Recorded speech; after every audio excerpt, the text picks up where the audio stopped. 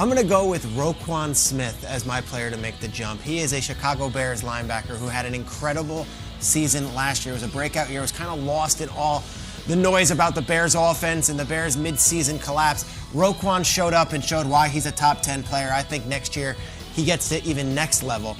I'm going to ask for some footage of Devin White. Why? Because Devin White is a linebacker that completely changed the look, the feel, and the energy around the Buccaneers this season once he was finally fully healthy. Roquan Smith can do the same next year. Roquan, injured towards the end of the season, couldn't chase Kamara around in the big game, and I think that actually came back to hurt them.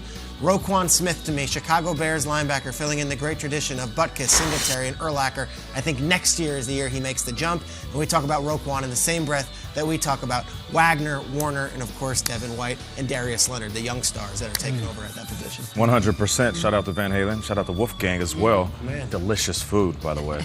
I don't know if it's the same guy. No, Different not guy. the same guy. That's all right. And I do have Jump on my iPod, but it's the crisscross version. You know? Oh. Miggity, Mac Daddy. You gotta turn that sweatshirt around. You feel me? All right, so for me, I'm looking at a wide receiver. Of course, the white out here on the show talks about a wide receiver. Let's go to the Cincinnati Bengals. T. Higgins was fantastic this past year. I mean, he has that long frame. It's funny because you remember witnessing a early A.J. Green and really cooking on the field and was almost like a pro when he got in, and so was T. Higgins. The dude's 22 years old, put up 67 catches, just under 100 yards, 6 TDs. He broke Chris Collinsworth's record, shout out to Chris, in his first season.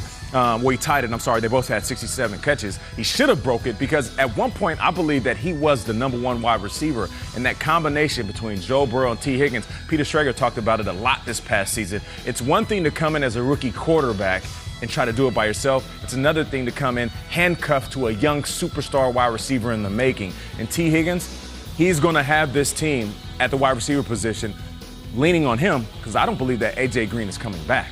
So now you have a young superstar in the making, and I guarantee you this, he had 908 yards this season. He will have over 1,000 yards and make the Pro Bowl.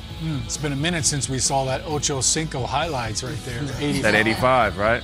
Looks pretty sweet. All right, let's hit for the cycle, man. You got a linebacker, you got a receiver. I'm going to go running back. Give me J.K. Dobbins of the Baltimore Ravens. Yeah. This kid burst onto the scene last year, but it kind of took him a little while to get going. And don't be confused by the number. That is not Ray Rice, although he does have the wheels like Ray Rice. Style, yeah. Look at the power, the way that he finishes his runs. When you watch him on film, you watch him during the game, he seems like he's got that extra gear and he's got that power. There's the power. I mean, he does not want to let one guy bring him down. So I think he fits this Baltimore Ravens offense superbly. I think when they get Ronnie Stanley back next year, he's going to be the feature back. Mark Ingram is no longer there. This kid had 8 touchdowns in his final 8 games. So he finished on a high note, and there you see him right there getting on the perimeter. So J.K. Dobbins is about to light it up. Well, you talk about the cycle. I'll finish it up with he would definitely be the cleanup hitter, and that's Macaiyla Beckton from the New York Jets. Yeah. Big Poppy? Yes. Poppy, there yes. you go. Played about 70% of the snaps last season. Gave up 7 sacks, which he would tell you is too many.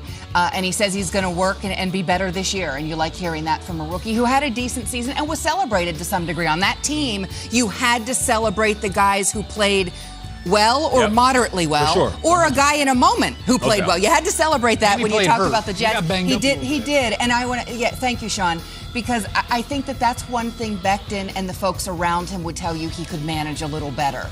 The idea that you're not necessarily hurt, you can still stay in there and get it done. And I think that's probably a natural growth progression for a rookie at a really physical spot in the league. So I look for Macaiyla Beckton to take a leap under the new Robert Saleh coaching staff and under really what will be the new New York Jets. Yeah, big fella's a beast. So, yeah, absolutely. So it should be fun to watch.